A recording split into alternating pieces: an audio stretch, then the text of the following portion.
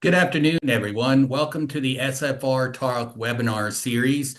This particular series is going to be talking about 2026 financial strategies, particularly for investors looking to purchase or renovate or repair properties that are investment properties. I'm Dale House. I am the Regional Vice President of the Eastern Market of HomeRiver Group, and I'm with here today Mark Maimon of the Mark Maimon Group of Luminant Mortgage.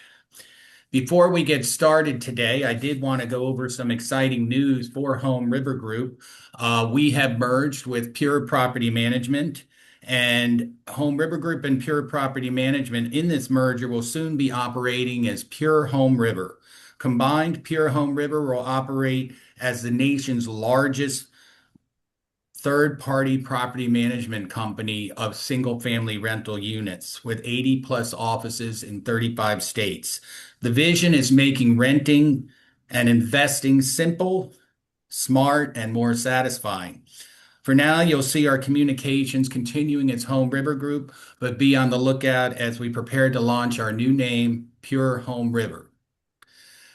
To get started here, I'm going to have Mark give a little detail and bio on himself, and then we'll get into questions. As far as the day goes, we'll have some overriding questions that might be on your mind, and then we will go into individual questions that may come in to the host. Mark, take it away. Okay. All right. Thank you, Dale. And thank you to Pure and Home River for having me join the session today. My name is Mark Maimon. I'm a branch manager with Luminate Bank. And as the gray hair on the side of my head would attest, I've been in the mortgage industry now 25 years. Been through a lot, ups and downs in real estate and in the mortgage industry as a whole.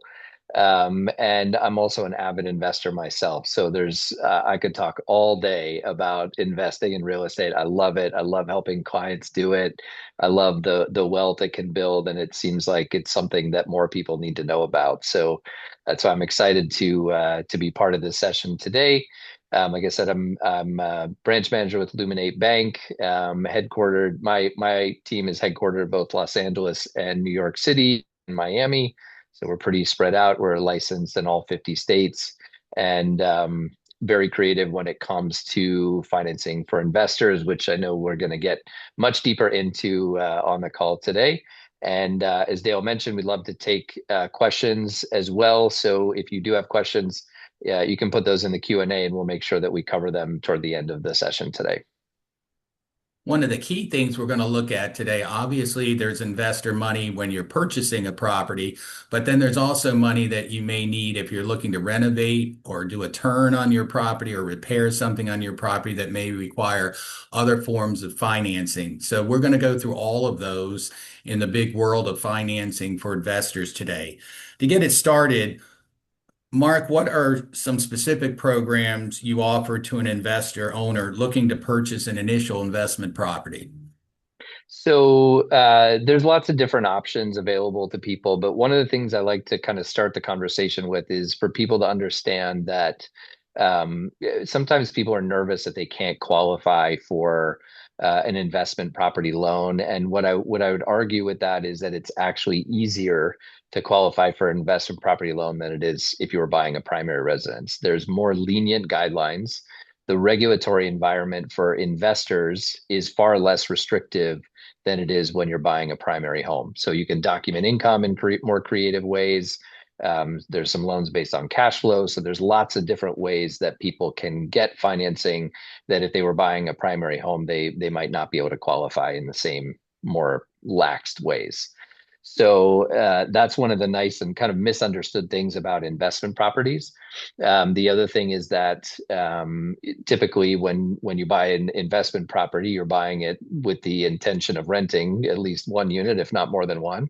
And the rental income that you get from those properties is usable to help you qualify for the loan that you're getting. So if you're buying a cash flowing asset that has really, strong cash flow, and you already own a home, you may not need additional personal income at all to qualify for that loan for the investment property. So there's lots of different solutions. So there's more conventional, what we would call underwriting, which is where the loan approval is more based on your personal financials, your tax returns, your pay stubs, if you're on salary or if you're self-employed, maybe a business tax return, where this is called what I refer to as the center lane of underwriting, where it's just plain vanilla standard. And you have all the programs available to you with those types of financing, but where a lot of times investors, especially people who are really active in investing, if investing is the primary thing that they do for a living, oftentimes tax returns aren't going to look that good because the tax code is very friendly to investors.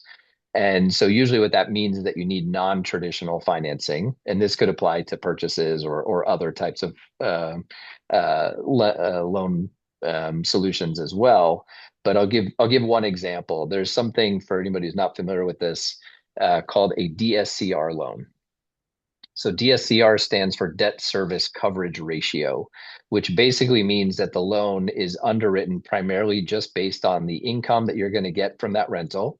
Even if there's no existing income, it can be off of a market rent on the appraisal report relative to how much it will cost you for your mortgage, your taxes, and insurance. Ideally, you want to be at least even on those numbers, but there are programs that will allow you to even be cash flow negative and still get approval for that loan. So if your tax returns or your pay stub doesn't show enough income to carry another mortgage, that loan could be a perfect solution. It's very popular with our investor clients. I've done some for myself when I'm trying to buy more properties. So there's some really creative solutions to be able to help people acquire those properties. The other thing I would say is that sometimes you can pull equity from one property in order to buy another. So if you already own a property with equity in it, that's a common strategy that people use, or you might pull out, let's say, a line of credit or a cash out refinance from one property to fund the down payment so that you can build your portfolio and tack on another property into your portfolio mix. So lots of different solutions. Excellent. One of the key takeaways, I think, for everybody on the call from that was the ability to use the rental income in order to qualify for that. So I think that was a key point that came out of what Mark was saying there. Yeah. Are there any specific requirements, Mark, that investor owners should be aware of in terms of documents or other requirements to qualify for funding? Well, like I said, they're more lenient because if you look at it this way, and I'm reading between the lines with this, is my own personal opinion. The center lane of underwriting. Let's take Fannie Mae and Freddie Mac for example, which is kind of the plain vanilla, standard underwriting metric for the loan in the mortgage industry. um, they'll want you to have all the standard documentation, but that doesn't mean that that's the only way to get a loan. So some of these non-traditional programs are really, really helpful in trying to get that type of financing that you might not otherwise be able to get. So if you're going down the center lane of underwriting, they're going to ask you for the same documents you'd be asked for if you were buying a primary residence: tax returns, bank statements, pay stubs, W-2s, documentation on your other properties if you own any. If your property is in an LLC, they'll want to see the LLC formation documents. If it's in a trust, they'll want to see the trust agreement, things like that. Credit report is standard for any mortgage you're trying to apply for. But what's different about the non-traditional financing is it usually is with the intent of taking out the income side of qualifying. So if you're doing a DSCR loan, for example, you're not going to be asked to provide tax returns. In fact, if you send them to your lender, they will probably slap you on the wrist and say, "Don't send this to me." They don't want to see it because it's not the basis for the approval. So the documentation for these non-traditional loans usually are designed to eliminate the challenges that most people have with qualifying for loans, which is the income side. Obviously, the down payment, for an investor is typically going to be the required down payment a little bit higher than what it would be if you were buying a primary residence. So if you could do, for example, an FHA loan with 3.5% down or a Fannie Mae loan with 5% down as a primary residence, you might need 20% down, sometimes even 25% down, depending on the program, for an investment property. Now, there are programs that may allow you to finance more than 80%, but that's when you're going to start paying a premium in the interest rate and it's going to squeeze your cash flow. So My personal advice, whenever possible, put at least 20 to 25% down in investment property to give yourself good cash flow, a little bit of wiggle room. So if the property value changes a little bit over time, you're not in a tight position. That's always good to kind of protect yourself. But as far as documentation, it really varies depending on the type of loan that you're getting. Terrific. Over the past 5 years, we've seen a lot of change and also impact on people's wallets and income from COVID and also different events in the last 5 years. Are there any programs in the arsenal out there that could assist an investor that have subpar credit? Yeah, well, there's always credit repair. That's always one option. There are companies out there that can help you kind of fight the credit bureaus, and they know the laws that the creditors are required to follow and oftentimes don't. And they can help you, let's just say, encourage the creditors to change the record of how they're reporting certain things if certain parameters are met. Um, but as far as are you referring to specifically as far as credit is concerned? Correct. If there's Yeah, income products for people that have subpar credit or sure. financial products that would be advantageous to them. Sure. So I would say some of the non-traditional loans are also more lenient on credit than some others. Typically, for most programs, you want to be 620 or higher when you're applying for a loan.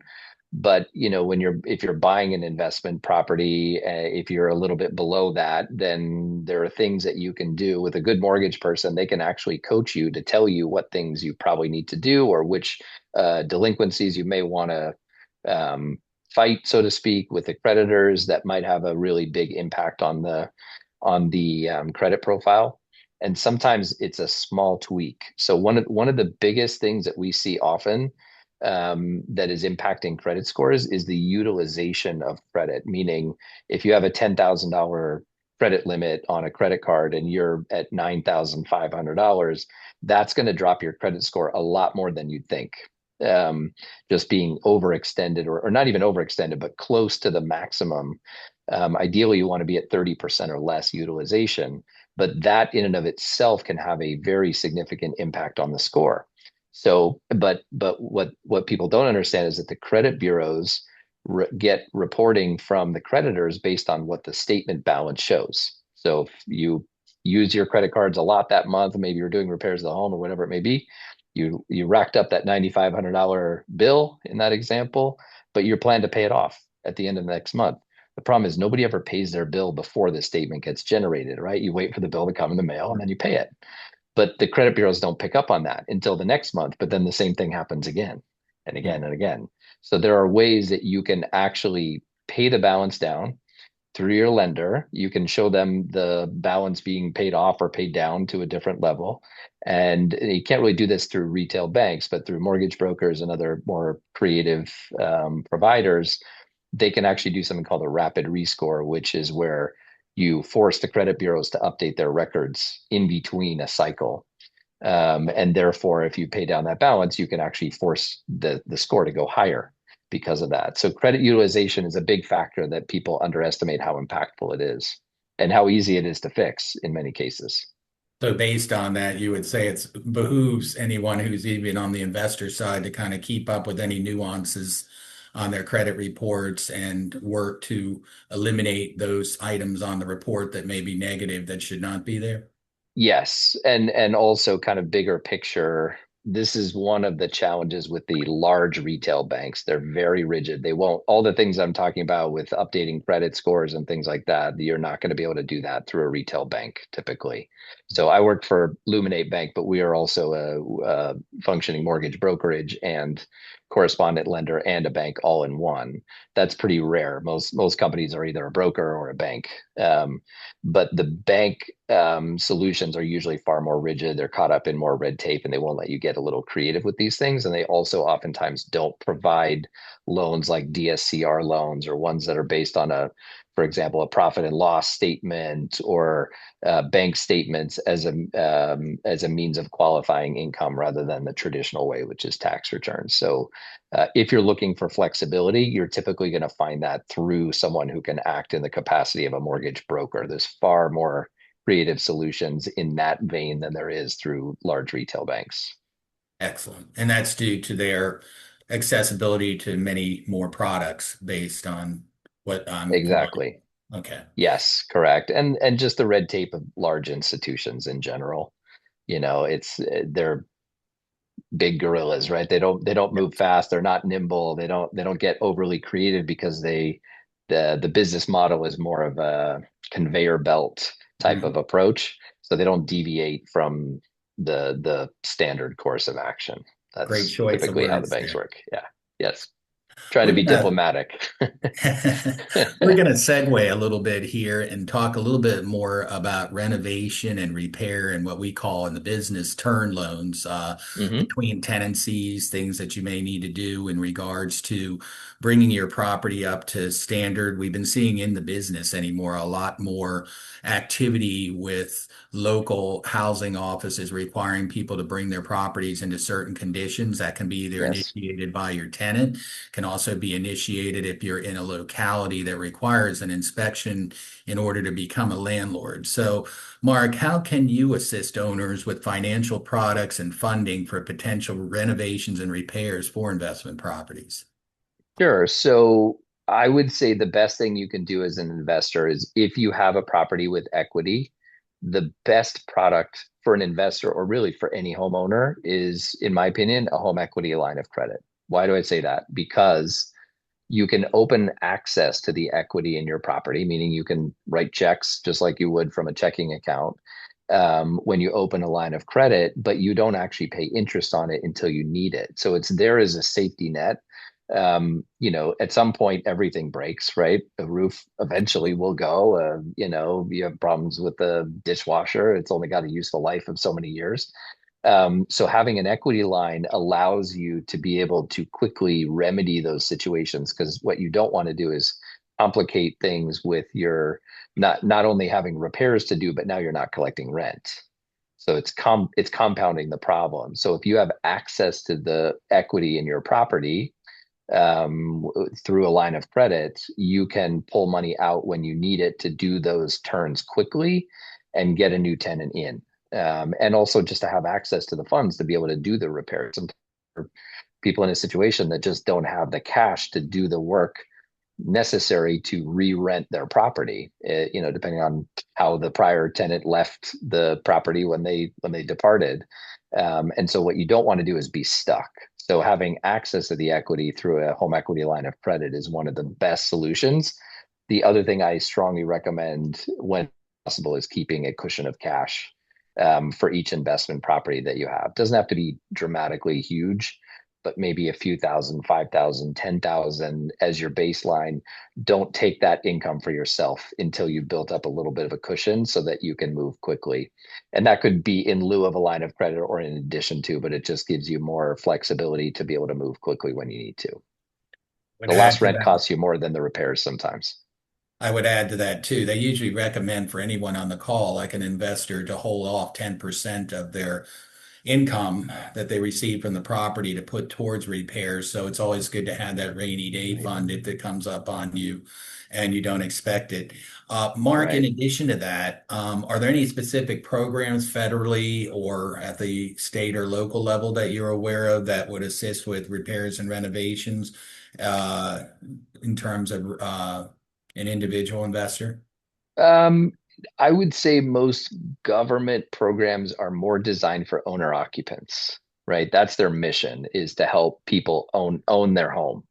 The government isn't really there to help you build a real estate portfolio, right? Fannie Mae and Freddie Mac do investment property loans, but it's really not their core mission. And sometimes their rates are higher because they want you to go to the private sector for those loans. That's actually intentional. So government programs, not so much, but that's where the private sector comes in to fill that gap, to be able to help people with figuring out creative ways to cover those expenses. There are also, depending on what type of upgrades, there are also non-mortgage loans that you can get, maybe unsecured loans, personal loans, things like that, that you could also look into. So if you only need, let's say you only want to borrow $5,000, $10,000, it's not going to make sense to go through a whole mortgage process for that. You might be able to get a personal loan or, a loan that's specifically for certain types of upgrades. Like I know, for example, there are some lenders who will give you an unsecured loan as long as it's tied to a specific energy efficient upgrade to a home. So that would be an option, but I don't believe any of those are government sponsored to my knowledge. Good to Don't know. rely on the government to help you build your portfolio. That's where the private sector is going That to seems be to be more the helpful. prevailing theme. Yes, exactly. One of the key things, and we're going to segue again here for the folks on the call, that we look at is we often have people in the management operation here as we manage properties across the United States where they have bought a single property and they're ready to buy another property. How can you directly assist an investor looking to build their portfolio? Sure. So what we do is kind of a cash flow analysis. We look at depending on how extensive the portfolio is, we would want to look at the, schedule of real estate, which is basically just all the basic information. What's the property? What type of property is it? What's it worth approximately? How much debt do you have on it? And usually for us, it jumps right off the page as to which property you might want to pull some equity out on. It's Mhm. usually the ones that either have an existing high rate or ones that have a lot of equity. If they have a lot of equity and they have a low rate on an existing mortgage, that's when second liens come in place, and could be a better way so that you don't have to replace your nice low mortgage. Because a lot of times, what we find, Dale, is that people who own an investment property, that property used to be their primary residence. So maybe back in 2021, when rates were at 3% or less, they got that mortgage, and nobody wants to get rid of that, nor should you, unless there's some extenuating circumstances. So second mortgages, which would come in the form of either a HELOC or a what we call a fixed rate second mortgage, which is where you get an actual lump sum. It's not an equity line to draw on, but more of a full lump sum that you get the entire amount at closing, could be a better solution in that case. But what we typically do is, kind of a cash flow and portfolio analysis to try to figure out, if you own multiple properties, where would be the most appropriate place to pull the equity from so that you can use that money, for the down payment or renovations or whatever it may be for the new property that you want to buy. So using one property to acquire another is like playing with the house's money. And that's, leverage is an important thing for investors, because if you had to just wait until you save enough money for a down payment on another property, you're not going to buy for years down the road, longer than it would be if you leverage from another property that you already own. So you can speed up the process of building your portfolio, and real estate is a long game. So the earlier you get in, the more you benefit. Nobody who bought 20 years ago is questioning their judgment, because those properties are worth so much more now than they were at that time. So pulling equity from another property is a great solution. Some people refer to it as the BRRRR model, which includes buying, renovating, refinancing, and then taking out money and then buying another property with those funds, or just pocketing the money. That's another way to do it too. Non-taxable event by borrowing money. So there's a lot of creative ways to pull equity out of one property to buy another. And one thing that you brought up in the conversation there was something that hit me, refinance. And is that an area also that you can, and are you seeing changes in terms of rates that are favorable right now to investors? Knowing that, Yeah. obviously rates were lower several years ago, but are you seeing a positive in that front? Yeah, I mean, interest rates are tough to predict. We're in kind of uncertain times. There's a lot going on globally that can impact interest rates here in the US, and also a lot happening in the US as well. Inflation's still a problem, unemployment is shifting.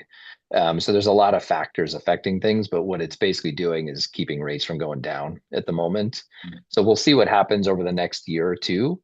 But from an investment standpoint, I always take the approach that you want to buy when the conditions are not ideal, because you're probably going to get a better deal on the property then than you will when rates are, if and when rates ever hit 3% again. I mean, property values went crazy during COVID, partly because lack of supply, but also because the interest rates were low. So it made it tremendously affordable. if you want to do well as an investor, you need to be willing to take the risk to buy before those perfect conditions are there. And then when they come, you capitalize on them and you refinance into lower rates. But usually you find a better opportunity, meaning a lower price of entry on a property when conditions aren't perfect. And again, my personal opinion is the best time to acquire is when other people are scared to buy, and the best time to sell is when everyone wants to buy. You have to go against the grain. That's usually when you do best in real estate. So, or even better yet, if you could just keep all the properties indefinitely, even better, because you get a benefit from the appreciation over time and the cash flow. But that's usually don't want to go with the flow. If you're trying to buy at the same time as all the owner occupants are trying to buy, you're going to pay a premium even if the interest rates are low, and that's usually not the best winning strategy. Terrific. Going to talk a little bit about here in regards to everybody, and I know on the call probably is interested in markets to buy, and I might add a little bit to this, but in your point of view, Mark, and in the financing review, what markets right now might be interesting for people to invest in 2026? Well, it's hard to speculate, of course, and every market is unique, and there's different factors that might affect a market more than others. So, and I'll give an example. Years ago, there was a big we have a whole team in New York City, and we do a lot of business there. There was a big um, Amazon headquarters that was all of a sudden going to be focused there, and it created a frenzy of buyers trying to buy in that area because property values they thought were going to go up, and then all of a sudden that contract got canceled, and all of a sudden that whole all that momentum shifted. So sometimes there's economic things that are happening in a certain neighborhood or a certain city that can impact things, manufacturing, things like that. But you also want to look at historically what's the pattern for properties in those areas. So nothing is a straight line with real estate. There's ups and downs, but there's certain places where you have stronger peaks and valleys, where if you look at that on a chart, it's up and it's down like this. It's not like this. And depending on how much risk you're willing to tolerate, you want to be mindful of where you're buying. So one example I would say is the Florida condo market, right? It's a I would say generally a lower entry point, but it's a very saturated market. There's a lot of people that try to rent out condos in Florida. That's just the nature of it. So that market is naturally a little bit more volatile because if there's oversupply, usually that affects prices negatively. And then when there's a lot of people, when the sunshine comes out and it's negative 10 degrees in New York, a lot of people from New York want to rent properties in Florida. So it makes sense. There's some pockets in Texas, I think, that are hot. There's some areas that, are sometimes seasonal, and you just need to be mindful of it. I would say the best thing to do is just study the market, understand what the things are that are affecting each market, and also look at one of the things that I personally look at in investing is buying in areas where the rents are relatively high relative to the prices that you have to pay to get those properties. There are some markets, and I don't want to name them because I don't want to get myself in trouble here, but there's some markets where the prices are so high that the rents can almost never be justified unless you're putting 50% down. You're not even going to cash flow even. Those are not the best places to invest, in my opinion, but that's what you want to look at. How much do you have to pay to get 3,000 of rent, 5,000 of rent, 10,000 of rent? And is it worth it to put your money into those markets or not? That's how I usually decide. My ideal strategy for me, for myself, I like to buy things with 2 to 4 units, sometimes 1 unit, um, and try to buy in an area that I think has upward potential for appreciation, but also has good rents that can kind of hold you over in the meantime, because you ideally want to get good cash flow and potential for appreciation over time in an area that's kind of starting to shift a little bit. Yeah, the history of that from looking at investment properties, I think one of the key things that I have found as we represent many investors, large and small, across the US is sometimes in looking at an investment, you do need to do your homework and not necessarily go by someone saying, this market is hot. So you really do need to go in and really do some specific homeworks. I mean, markets right now that I see in particular that really are hot markets, quote unquote, in terms of things include Raleigh and Charlotte in North Carolina, and we're Mhm. seeing really good growth in the South Carolina market. Some of that coming out of Florida, but some of it just the growth in the markets and also just general growth in that regional marketplace. So those have been mentioned. I don't think it's any surprise here in a lot of investment categories as you look through the investment magazines. That is all we have, but we are welcoming questions, and I think Scott is going to serve up the questions to us here, and we look forward to answering them. Yes, thank you to our audience for submitting questions. Please continue to do so in the Q&A box. I'll start to read some of the ones that have been submitted. First one is real estate investing worth it in this current market? I know you'll touch on some points that you've touched on earlier, but that was the first Yeah. question. Is real estate investing worth it Yep. in this current market? Real estate investing is always worth it if you're willing to wait out as long as you need to wait it out. Um, the best time to buy real estate is yesterday. The second best time is today, right? Because here's how I look at it. Let's rewind time 20 years, okay? And let's say at the time prices were peaking and it was a bad time to buy. Maybe interest rates were high, maybe prices were high. It was a bad time to buy, okay? If you bought at that time, who would care if you paid 18% interest, which they had in the 80s? Hard to imagine. My colleague has a newspaper clipping saying rates slid to 17.5% today. Absolutely. It's gets a good chuckle out of us in the mortgage industry. That's the dumb mortgage humor that we laugh at. But if you had bought when rates were at 18%, you probably would have paid $20,000 to $30,000 for a property that's now potentially worth $1 million. Mhm. So there is no bad time to buy. Time is your friend. If as long as you can hold the property, it supports itself hopefully with the cash flow, and you hold it long enough. If you bought a property 20 years ago, 10 years ago, the property values, real estate is pretty consistent that you're gonna benefit from that if you own it for a longer period of time. Where it becomes more problematic is if you're trying to speculate on a market and you buy at a time and you think you're going to flip it in a year or two for a ton more money. That's a risky investment. Maybe it works out if you get lucky, but you're hoping for conditions that you don't control to be very favorable in that, and you increase the risk and also reduce the likelihood of success.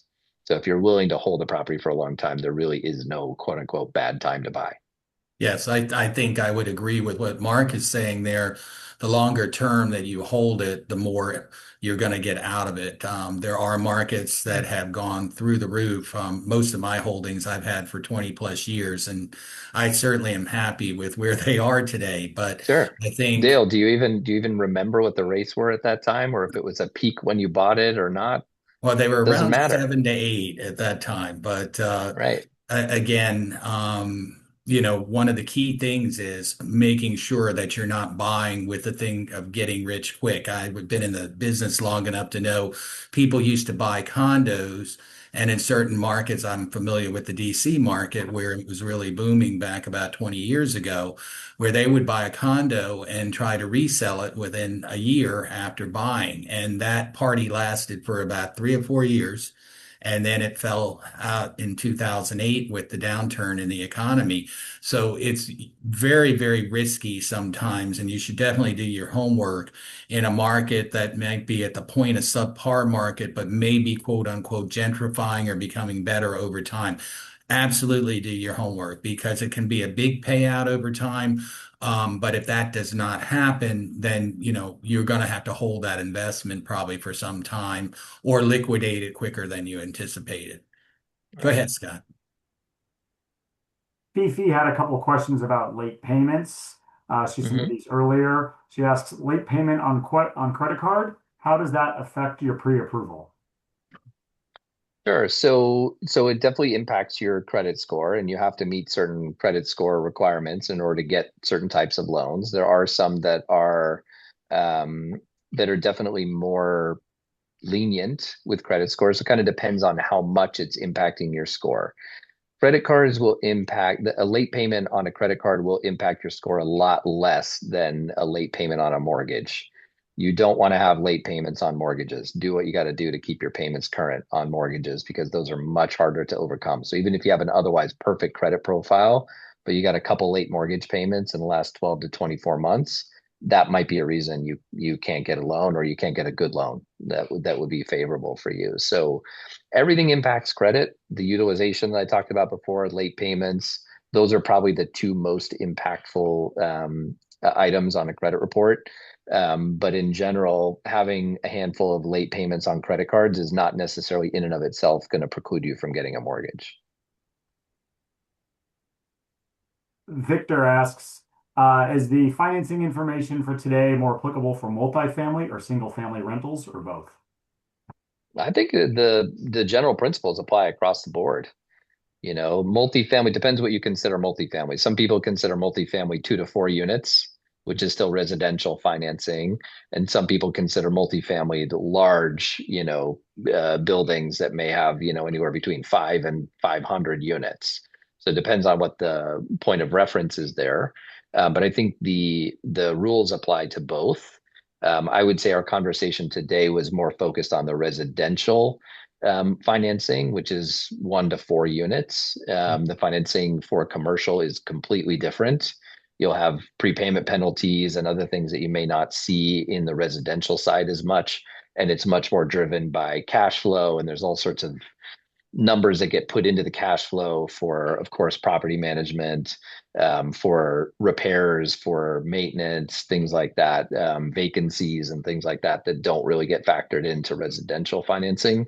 So if you have more or less the same cash flow, you're gonna get a better loan probably through residential financing than commercial if you're comparing apples to apples. So, but I think that the things that we've talked about today could be applied to any type of investment real estate. I think you look at it also from a portfolio perspective and owners that we have taken on at HomeRiver Group. Most owners are single unit owners, but even owners that own large amounts of property, they usually are 1 to 4 units, obviously 2 to 4 units if you're not single unit. And they may own multitudes of those, but oftentimes they are a 4 unit building or a 2 to 4 unit building, and they own a number of them. So that's what we see more often in terms of the multifamily space for people coming into management as single investors or an LLC. This question says, almost all lenders want an investment property deeded in an owner's name prior to a HELOC approval. Is there a way to get a HELOC on an investment property that's an LLC? There are some lenders who will do that. Yes. Sorry, I'm on site for someone's having a celebration all of a sudden next to me. I hope you can't hear that too well, but there are some lenders who will do a HELOC in an LLC. Yes, it's harder. I would say if you're looking for a second mortgage, a fixed rate second mortgage is more likely to be available in an LLC, but it doesn't mean that you can't do it. What are the current rates on new purchases? Um, as the time of the recording, what is it, February 4th, 26? If we're talking investment property purchases, we're seeing rates in probably the upper half of the sixes right now, depending on the scenario. If you're doing full documentation or cash flow types of loans like DSCR, they're generally with a good credit score and let's say 25% down, you're probably in the 6.75 range right now for a 30-year fixed. Diana asks, what is a good rate for, it says a lock, LOC? Yeah, Is it line of only credit. available with big banks? No, not only available with big banks. So as like I'll give you an example. So our company, Illuminate Bank, has an internal line of credit product, home equity line of credit.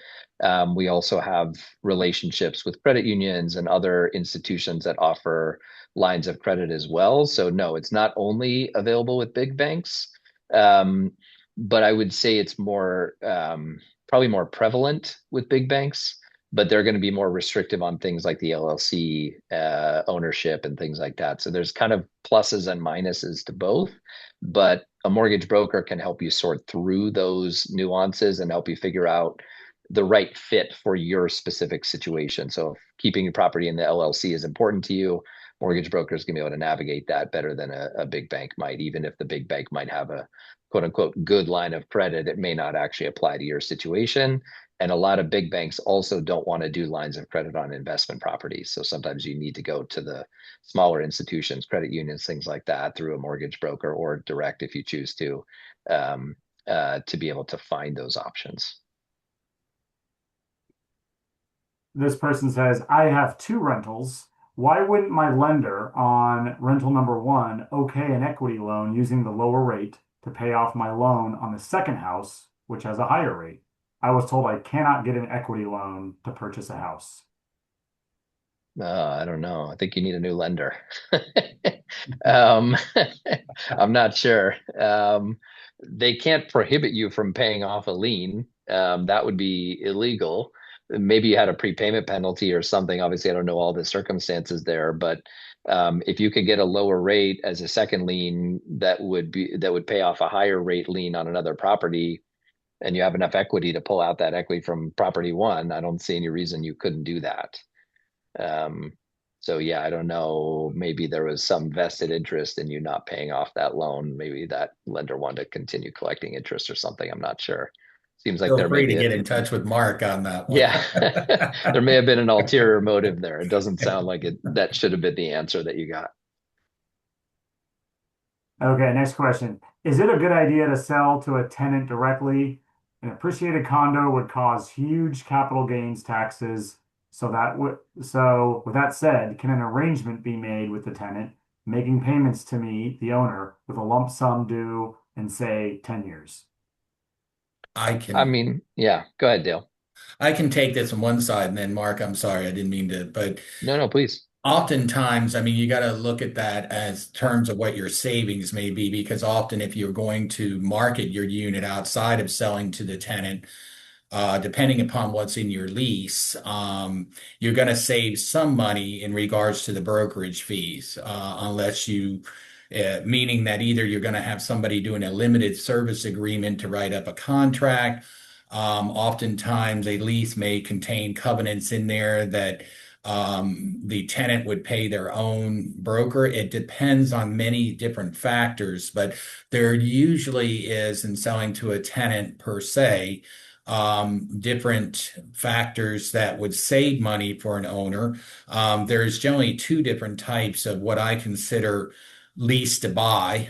One is you can have your tenant interact with you at any time, and they can make a decision with you to purchase the property. The second one's called an irrevocable option, meaning that they usually put down some type of earnest money with a period of time that they rent, of which part of that rental would go to their down payment. And then there would be within that particular arrangement, a lease and a contract. And if the tenant did not perform at the end of the lease period time as contracted, they would lose that earnest money. So there's kind of two different ways to do it. You can put within that focus and paperwork and whatever you put together, anything you wish in terms of payments, but that's kind of the two different ones that exist kind of today in the markets. Mark, I'm sorry, go ahead. Yeah, no, I agree with everything you said. And, I wouldn't claim to be the expert on how to do lease to own and things like that. That's more of your territory, Dale. But I would, you also want to look at, is the tenant trying to get it because they don't want to compete with open market buyers? Maybe you would get more money if you opened it up to the open market. And yeah, you might say the brokerage commission, but if that's, let's say 5% or thereabouts, but you get 20 buyers coming in and creating a bidding war, you're probably going to make up more than the 5%. So that's what you want to be mindful of, is if you're selling it at market price to the tenant, great. Then you save the commission. It's an easier sale because you don't have to deal with open houses. It's also hard to show properties when you have a tenant in it. It doesn't always look the way, like pristine, like you might want it to look at an open house. But I would also say if you're trying to set something, it's not part of that question was trying to set a price for 10 years from now. How do you know where you should set that price? You may be shortchanging yourself if you're looking 10 years out. Who knows what that property could be worth double, but I doubt your tenant's going to agree to pay double just because they don't have to close for 10 years. So because they want today's prices, you want prices in 10 years or 20 years, but that's going to be a tough deal to negotiate. Yes, an irrevocable option, even in that case scenario, as Mark was saying, normally is not going to extend out more than probably a year to 18 months tops. Because Yeah. if you are agreeing to a price at that point, what Mark was saying is very true. 5 years down the road, that property could be worth a lot more. So you don't want to hold yourself to that price. Yeah. That 10-year window could be really beneficial for the tenant, not so much for Mhm. you. So Absolutely. yeah. Thanks again, everyone, for submitting questions. There are a lot of questions here. So any we don't get to, we'll respond to directly or we'll pass them on to Mark. I think we can go through a few more if that's okay, Mark and Dale. Sure. Yeah. Sure. Okay. This next audience member asks, I have significant experience buying homes, flipping homes, and wholesaling. I'm good at finding deals, but credit has taken impact recently due to high balances and slower business. Any advice, like partnering with another buyer on a few? Feels like I'm backed into a corner. Yeah. You basically suggested one of the solutions we do. So if you have, excuse me, a partner who has better credit, let's just say, and let's say you're 50-50 members of an LLC, for especially for non-conventional financing, they will allow you to just have that person on the loans.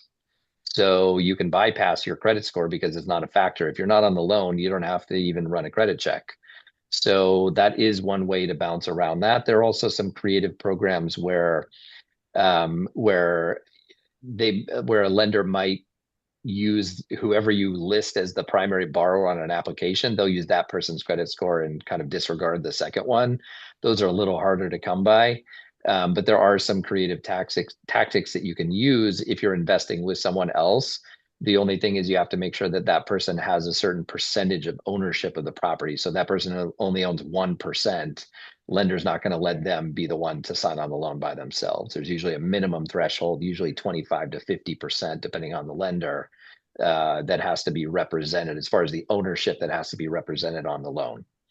But if you go 50-50 with somebody else or 51-49 or whatever it is, you could put them on the loan as long as they're comfortable being the only signer on the debt. The lien is still tied to the property, so it's not like they could, benefit from that in some way and not pay off the mortgage, or the person who's not on the loan isn't going to be, have to pay off that loan when it comes time to sell the property. But sometimes investors want everything to be 50-50, and in these circumstances, sometimes might make sense, at least temporarily, to not have everybody on the loan.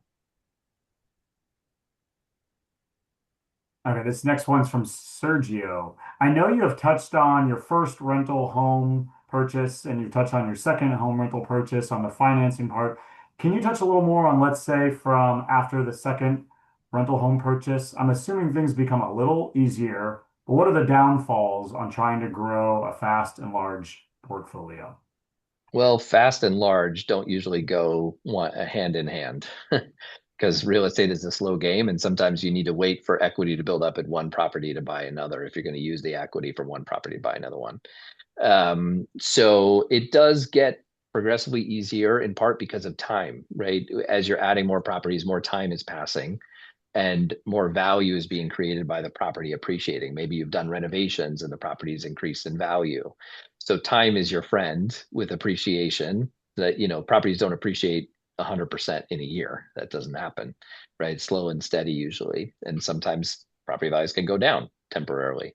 It doesn't happen very often, but once in a while it can. So it does get progressively easier because you have more properties to choose from to take equity out. You can also save more money over time just from your job potentially. So it does get a little bit easier. The hardest ones are usually the first and the second. So as you mentioned in that question, that was well phrased, and you're kind of right at that point where your horizons are probably about to expand as you acquire more properties and have more equity in them. Jane asks, how does short-term rental property affect some of the financing information discussed today? Sure. So some of the DSCR loans that I talked about earlier can be done based on short-term rental income. So sometimes if let's say the appraiser says, okay, the rent isn't, is only X amount and it's not enough to get the loan approved on a DSCR loan, debt service coverage ratio loan.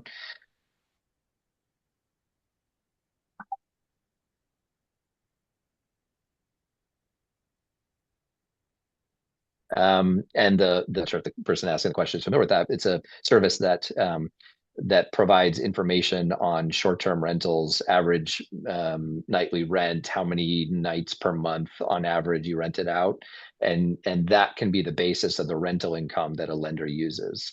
Those are a little harder to come by, maybe a little bit higher rate than a long-term rental because it's a little less stable and predictable, but you can actually use short-term rental income projections, even if you don't have a history of it, if you're acquiring a new property. If you own a short-term rental and you're trying to refinance it, they will look at your historical data, not market rents, because if yours isn't renting according to what the market says, they're not going to give you the benefit of, well, the market should be better.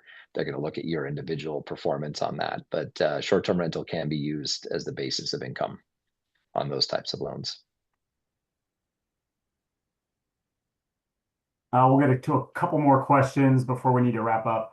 Um, Michael asks, we own a primary residence with approximately 50% equity. We plan to sell the residence in the next 2 years, but want to purchase another investment property within the next year.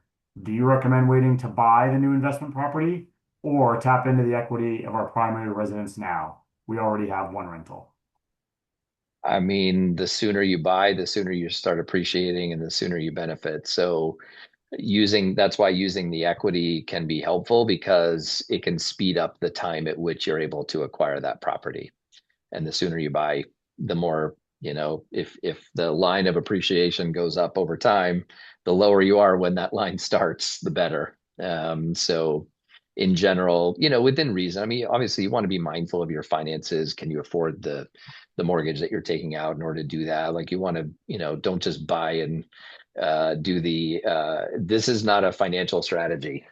Close your eyes and hope for the best and don't think about things. Like you want to be mindful of what taking out that additional debt is going to do to you financially. But if you feel confident that you can handle the additional debt or the rental income from the other property is going to cover it, then I don't see any real benefit to waiting. You never nobody's going to perfectly time the market, and every peak in one market is not a peak in the next. Each peak over time usually gets higher than the other.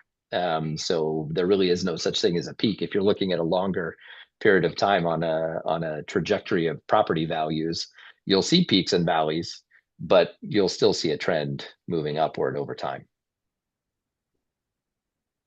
Okay, we'll do one more question, and then the rest of the questions that I see here, we'll follow up with you on those.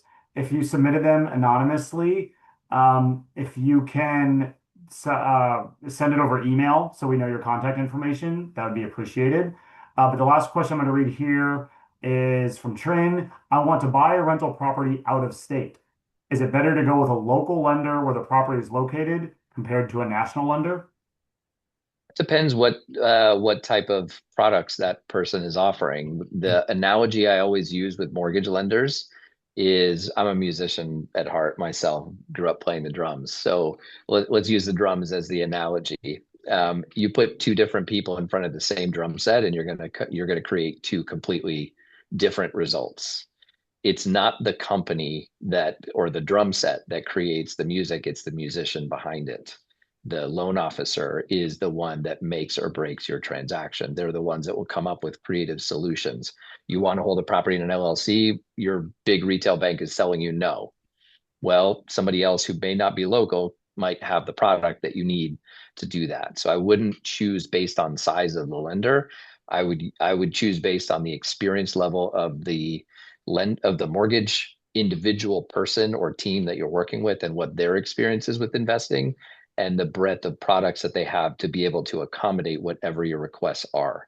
Because when it comes to investing, sometimes there are unique requests that don't apply to a primary residence. LLC is a perfect example. You want to hold the property in LLC for liability purposes. A lot of traditional lenders will just say, no, sorry, you can't do it. Doesn't mean there's not another lender, regardless of whether they're in state or not. If you have concerns about appraisals and whether a big lender is going to order an appraisal off of a massive list of people that may not be from the area, don't know the area, that would be one area of potential concern. But if there's enough comps to support a price, every appraiser is going to be looking at the same data. So that's not generally an issue. But I generally recommend making that decision based on the quality of the individual mortgage person and their knowledge and expertise with investing. One thing I always caution people on, don't use a mortgage broker who's never bought a property before. That should be a question you should ask your lender. Do you own any investment properties? What's your experience? Because they can bring a lot more to the table when they've got that experience under their own belt to be able to then guide their clients through situations that they might be coming across along the way. I would concur with what Mark is saying too. In my own investment experience, and I own a number of investment properties, the sometimes you have to do some, and now with AI, it's much easier, but you have to do a little analysis on the lender. I've used both in-market lenders and also markets that were not in market. And in particular, you're looking at, who is offering the lowest rates, different things, and also make sure that they're reputable in the marketplace. Make sure you take a good look. But I don't think really from my experience, you're limited to someone who's in that marketplace. Right. I would agree.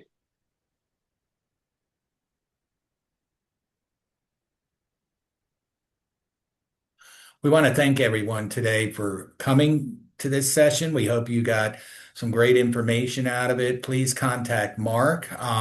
He can certainly assist you in many of your needs. And if you do need property management, please think of us here at HomeRiver Group.